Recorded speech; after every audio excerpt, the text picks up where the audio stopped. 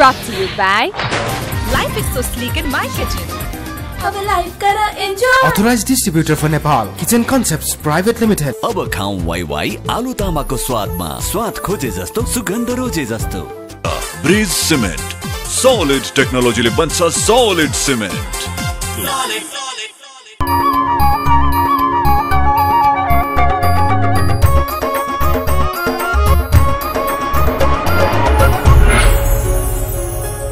Himalaya television देख रहा सभी दर्शकों में मैं दयाराम अग्रवाल को प्यार भर्यो अभिवादन। आप सभी को चाहे तो एकमात्र मारवाड़ी कार्यक्रम अपनो नेपाल अपनो गौरव में आप सबको स्वागत है। आओ कार्यक्रम में आगे बढ़ा आपकी पंक्तियां से। आपकी पंक्तियां। यादें अक्सर होती है सताने के लिए, कोई रूठ जाता है फिर मनाने के लिए। रिश्तों को निभाना कोई मुश्किल तो नहीं, बस दिलों में प्यार चाहिए उसे निभाने के लिए। अब आगे आज का अतिथि से बातचीत। आप सभी जानो हो धर्म धीरे धीरे शायद रास्तों भटकतो जा रहे है, या यूं कहूं धर्म के मानने में आपा कुछ कठी कमी करता जा रहे हैं। आज आपने कने यहीं का एक धर्म गुरु है कर्मा तानपाई गैल्सन।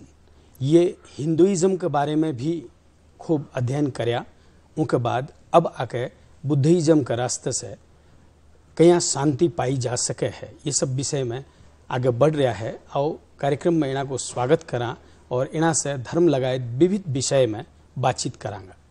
गुरुदेव, कार्यक्रम में आपका स्वागत है। नमस्कार जी, नमस्कार जी।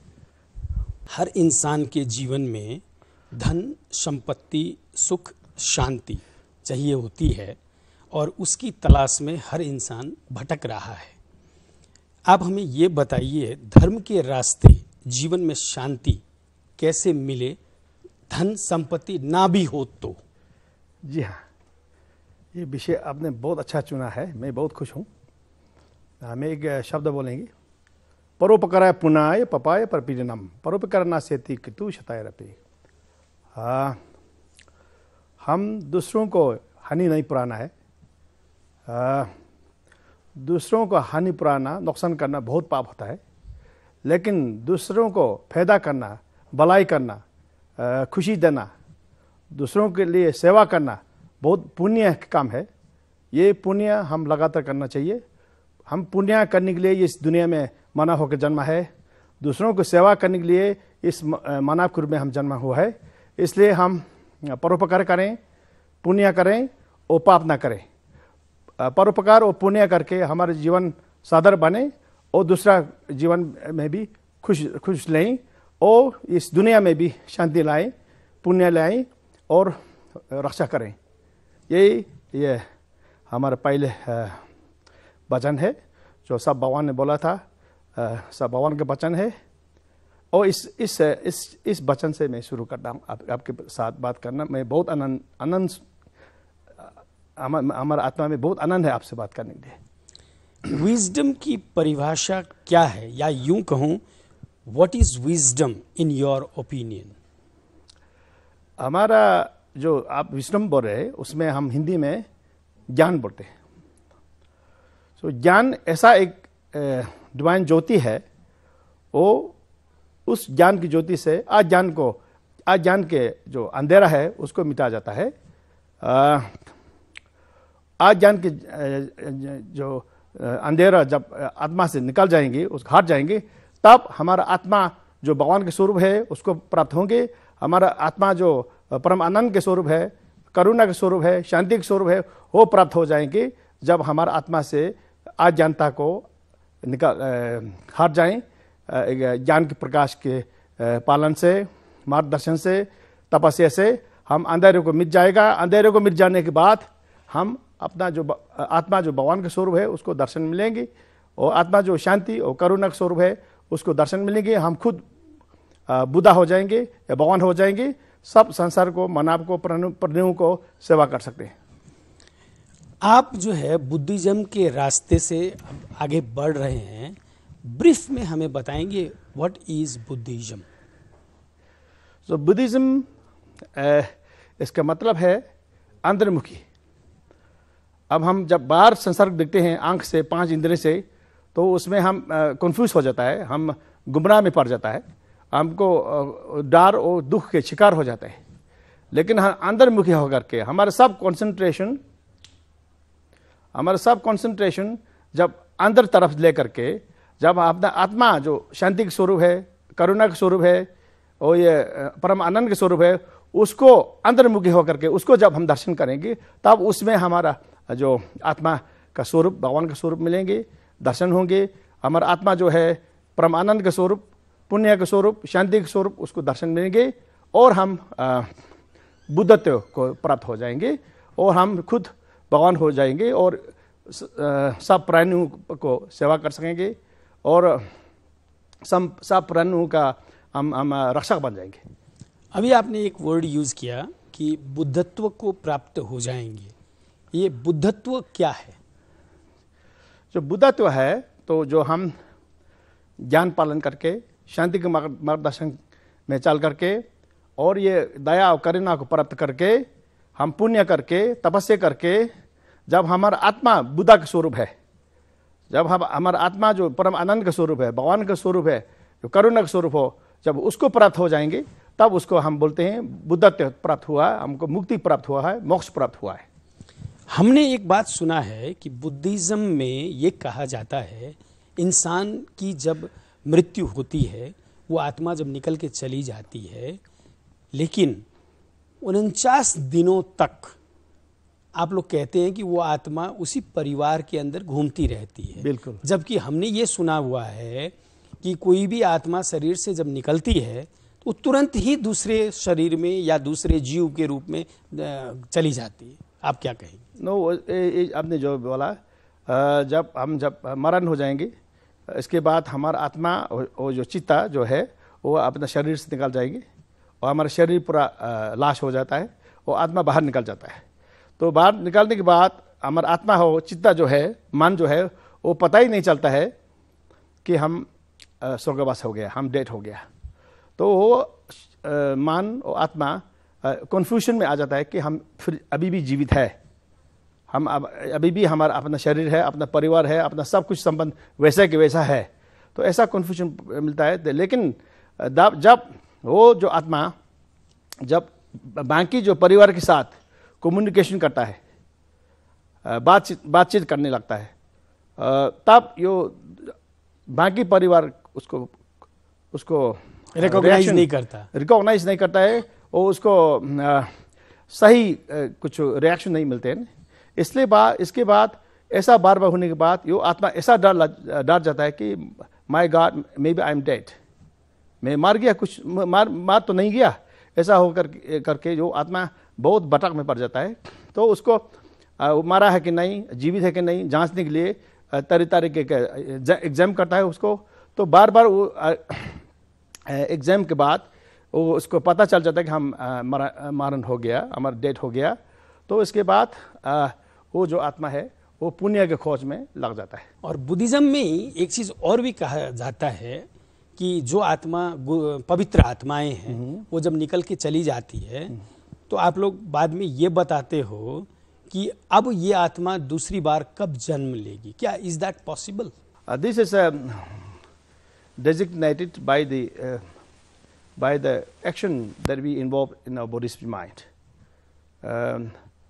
So what kind of body next life we get depends what we are doing in this life, what we are thinking, what we are speaking, what we are acting, what we are behaving.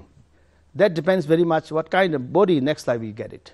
So that's why we have our action of this life, our action of our body's mind is very, very important.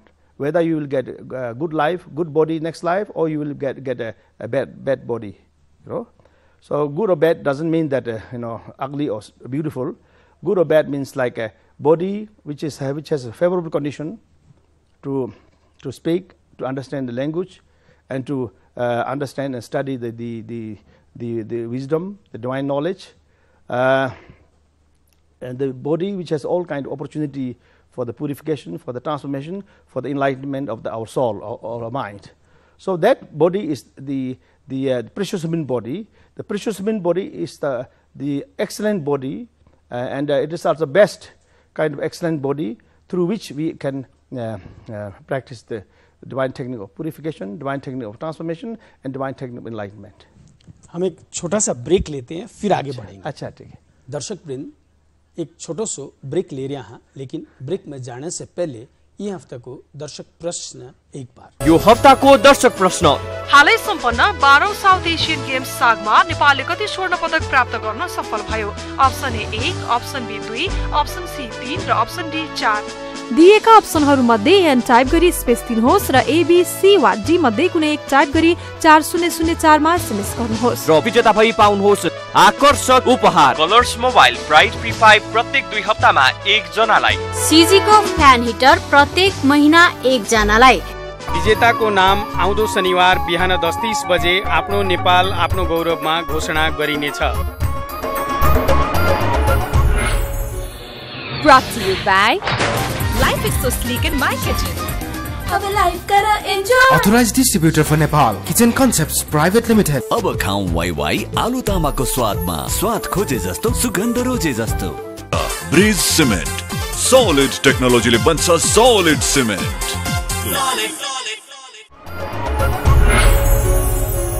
Break के बाद आप सबको फिर से स्वागत है। आओ, अभी आप बातचीत कर रहा था धार्मिक गुरु कर्मा तानपाई ग्याल्सेन जी से। आओ ये बातचीत ने फिर से आगे बढ़ावा। अभी हमने देखा था पिछले 3 महीनों में आपने भारत की यात्रा की और उसमें बहुत से गुरुओं से भी मिले, बहुत से राजनेताओं से भी मिले।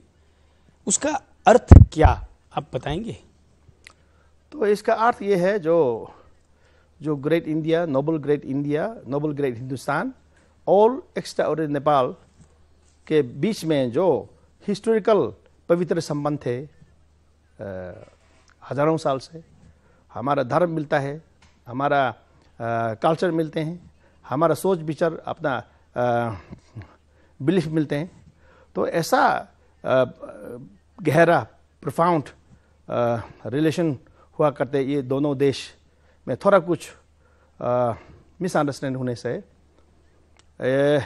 कुछ गलत फहमी होने से, तो हम नेपाल और इंडिया के नुकसान नहीं है, है कि ये पूरा एशिया में बहुत नुकसान हो जाएंगी, बहुत लॉस्ट होने वाला कुछ संभावना था। जो रास्ता में ब्लॉकेज हुआ था, जो नेपाल इनोसेंट जनता लोग खाने पीने के लिए बहुत मुश्किल में आ गया था, दुखा हो गया था। तो ये मधेश अपना भाई लोग है, उसका अपना पॉलिटिकल मार्क के जो संबंध में जो ब्लॉकेज हो गया है, तो इसमें कुछ ऐसा खतरनाक अनप्लेजेंट सिचुएशन भी क्रिएट हो सकता था कि भारत और नेपाल के बीच में जो मैत्री संबंध था वो पूरा खतरे में पड़ने का, और ये दोनों तरफ का लीडर और जनता में बहुत बड़ा मिसअंडरस्टैंडिंग, गलत फहमी का शिकार होने का बहुत डर था। तो all in all, the innocent people of Nepal experience unbearable inconvenience and suffering because of the blockage of the road. So I felt as myself a son of Nepal and son of great India, from which I got all the divine wisdom, divine studies, divine wisdom from great India and from beautiful Nepal. And I believe that the great India and Nepal is my soul, my Atma. So I felt it is my natural responsibility to help both India and Nepal to clarify some misunderstandings and make them to believe and to understand, to develop profound understanding that both two side leaders and Janta recognize, once again deeply recognize the importance of the historical connection, historical sambandh, and also to develop extraordinary peace and unity between these two holy nations. Nation who shared same language, same culture, some divine belief, and same divine spirituality. So हमने अपना कर्तव्य समझा, इसलिए मैंने इधर अपना मंदिर का जो क्रैक हो गया उसका रिनोवेशन छोड़ करके मैं इंडिया में चले गया उधर हमारे पहले से कुछ जानकारी था, हमारे इंडियन से संबंध था, इसलिए मैं उधर चल करके कुछ मिसअंडरस्टैंडिंग को रिमूव करने के लिए, जितना ऑब्स्टिकल है उसको रिमूव करने के लिए मैं उधर गया था। सो बहुत बड़ा मोदी जी से लेकर के राजनाथ सिंह जी से लेकर के बहुत बड़ा नेता लोग हमने मुलाकात किया है और ये गुरुओं से भी मुलाकात किया है। मैं उन लोगों से बहुत आभारी हूँ कि उन लोगों ने हमको इग्नोर ना करके, ये नेपाल से आया हुआ एक गुरु है, वो आपको बैठना चाहता है, बात करना चाहता है, तो उसको आप इग्नोरेंट ना करके, उसको इग्नोर ना करके हमको एक अच्छी तरह से उन लोगों ने जो व्यवहार किया है, रिस्पेक्ट दिया है, तो मुलाकात किया है, उसमें मैं बहुत आभारी हूँ। तो मुलाकात जब हुआ था उस वक्त मैंने अपना बात रखा था। ये ज़बरदस्ती जो the divine relationship, profound relationship between India and Nepal is absolutely compulsory for the development of these two countries and for the development of whole Asia and whole world. So I was speaking truthfully, sincerely, lovingly to all the leaders, all the gurus, and they accept my request. They understood my request, and somehow they all realized that I'm right, you know, and they respect me because I came for such a great purpose of bringing the divine kind of warm relationship and peace, unity with India and Nepal, and for removing the obstacles. So India also accepted me very kindly and listened all my request.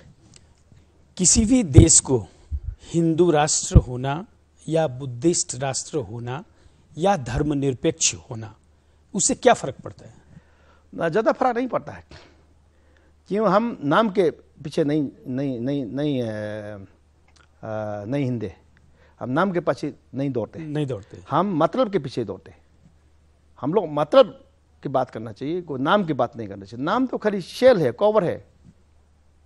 तो हम जो concern है, जो हमारी चिंता जो है, वो मतलब की बात है, उसका कंटेंट्स क्या है, क्या होना चाहिए। निरपेक्ष धर्मनिरपेक्ष के नाम में कि हिंदुइज्म के नाम में, और ये इस्लामिक के नाम से, और कोई बुद्धिस्ट नाम से, जो होने जरूरी है, जो मतलब की बात है, वो है हम सब शांति पालन करें, शांति के मार्गदर्शन में जाएं, हम सब टॉलरेंस प्रैक्टिस करें, हम सब करुणा और दया को प्रैक्टिस करें, हम सब अहिंसा हो जाए, हम सब पुण्य करें, हम सब पाप ना करें, हम सब एक दूसरों को हमला ना करें, हानि ना करें, हम सब एक दूसरों के लिए खुशी दें, खुशी बांटें।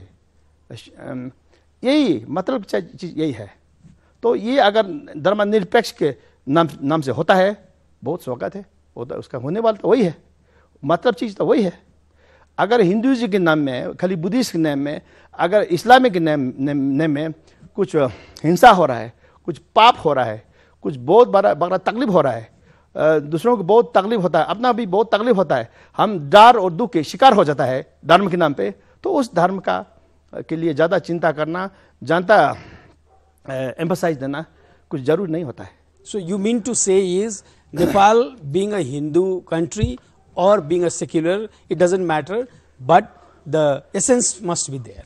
Essence must be that हम नेपाली लोग शांति के मार्गदर्शन में चलें, हम नेपाली लोग पाप ना करें, हम नेपाली लोग धर्म करें, पुण्य करें, हम नेपाली लोग टॉलरेंस कर सकें, दया कर सकें, करुणा कर सकें, हम नेपाल लोग सब दुनिया के खुशी के कारण बन जाए, हम नेपाल लोग सबके दुख मिटाने वाला एक सर्वेंट बन जाए, एक सेवक बन जाए। ये सबसे बड़ा चीज़ यही है। आप हमारे व्यूअर्स को what is your message to the viewers of this show? Viewer का भी मैं ऐसा एक निवेदन करना चाहता हूँ। अभी ये हमारा संसार जो है, हमारा मानव का जो प्लेनेट है, बहुत खतरनाक जैसे छुरी के दार में चल रहा है। The world is passing through such a terrifying situation. जो इंसान है वो उसके मन में ज़्यादा पाप से भरा हुआ है। इंसान के मन में ज़्यादा क्रोध, लोभ, लालच और अहिंसा, हिंसा, क्रोध लोभ लालच स्वार्थिक विचार से भरा हुआ है। इंसान ज़्यादा इंसान के आत्मा में जो इग्नोरेंस है, जो आज जानता के अंधेरा से छाया हुआ है। तो इसके लिए हमारे ये अभी जो ह्यूमन रियल्म जो है, हमारी जो दुनिया है, ये बहुत खतरा है, बहुत नाजुक है। तो इसलिए शत्रु बाहर नहीं है, हमारा तकलीफ देने वाला, डांट देने वाला, दुख देने वाला शत्रु बाहर नहीं है। हम सब तो मित्र हैं, हम इंसान लोग सब मित्र हैं, हम प्राणियों लोग सब मित्र हैं। हम प्राणी और इंसान सब एक बीमारी से सब तकलीफ हुआ है। वो बीमार क्या है? हम सब आज जानता के बीमार से हम तकलीफ है। हम सब स्वार्थिक बीमार से तकलीफ में है। हम सब क्रोध लोभ लालच बेविचार के से बीमार से तकलीफ हुआ है। हमारा आत्मा घायल हो गया है उस बीमार से। उस तरह हमारा शरीर भी जो जितना पोल्यूशन है, जितना केमिकल है, जितना जो एटमॉस्फेयर, वो हमारा शरीर के लिए भी फेवर में नहीं है। वो जो हम आत्मा में है, जो आत्मा में भी वो जो नेगेटिव एनर्जी से भरा हुआ है। इंसान बहुत खतरे के समय में गुजरा है। इसमें सब बहुत सीरियस से, बहुत प्रोफाउंड से एक ध्यान तपस्या करें। जो शांति अशांति दुख चिंता डर के जो कारण है, वो कारण बाहर कहीं नहीं है, कारण खुद आत्मा अंदर में आज जान है। लोभ लालच को उसको काम करें, क्योंकि लोभ लालच आज जानता क्रोध ये सब हमारा प्रकृति नहीं है, ये सब हमारा डिवाइन ट्रूथ नहीं है, ये सब हमारा सत्य नहीं है। सत्यम शिवम सुंदरम, सत्यम बुद्धम सुंदरम, सत्यम आत्मा सुंदरम। जैसे सत्य जो है, हमारा आत्मा जो है वो परम आनंद के स्वरूप है, उसको पहचान लें। हमारा आत्मा जो है वो परम शांति के स्वरूप है, उसको पहचान लें। हमारा आत्मा जो है परम करुणा का स्वरूप है, उसको पहचान लें। हमारा आत्मा जो है वो एक बुद्धा के स्वरूप है, भगवान के स्वरूप, उसको पहचान ले। उसको पहचान होने के लिए, उसको प्राप्त होने के लिए हम ज्ञान के मार्गदर्शन में चलें। हम करुणा और ये करुणा का पाठ सीखें, तपस्या करें। आपने हमारे इस शो में समय दिया, इसके लिए मैं आपका बहुत बहुत आभारी हूँ। जय हो, जय हो, जय हो, जय। दर्शक बिंद, अभी आप बातचीत कर रहा था धर्मगुरु कर्मा तानपाई ग्यालसिन जी से। आप लोग इनका विचार सुनिया, इन पर जरूर से गौर करोगा। इतनों कहते हुए अब जाते जाते पिछले हफ्ते पूछे गए दर्शक प्रश्न को जवाब, उनका विजेता को नाम और इन हफ्ते को दर्शक प्रश्न फिर से एक गत हप्ता सोधिएको प्रश्न, हाल त्रिभुवन विमानस्थल रहेको स्थानलाई पहिले के नामले चिनिन्थ्यो?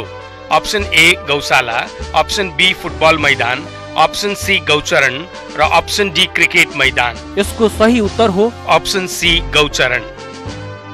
कलर्स मोबाइल पाउन सफल हुनु भएको छ। 9841 69 35 05। बधाई छ। विजेताले आफ्नो परिचय खुल्ने प्रमाण सहित एक हप्ता भित्र हिमालय टेलिभिजनको कार्यालय मध्य बानेश्वर काठमाडौँमा सम्पर्क राख्नुहोला। मोबाइल नम्बर 98 498 23 804 मा पनि सम्पर्क गर्न सक्नुहुनेछ। यो हप्ताको दर्शक प्रश्न, हालै सम्पन्न 12औं साउथ एशियन गेम्स सागमा नेपालले कति स्वर्ण पदक प्राप्त गर्न सफल भयो? Option A 1, option B 2, option C 3 र अप्सन डी 4। दिएका अप्सनहरू मध्ये एन टाइप गरी स्पेस दिनुहोस् र एबीसी वा डी मध्ये कुनै एक टाइप गरी 4004 मा एसएमएस गर्नुहोस्। आज के लिए यो कार्यक्रम इतना ही। अगले शनिवार फिर नई सामग्रियां के साथ उपस्थित रहूंगा। तब तक के लिए मन भी इजाजत दो।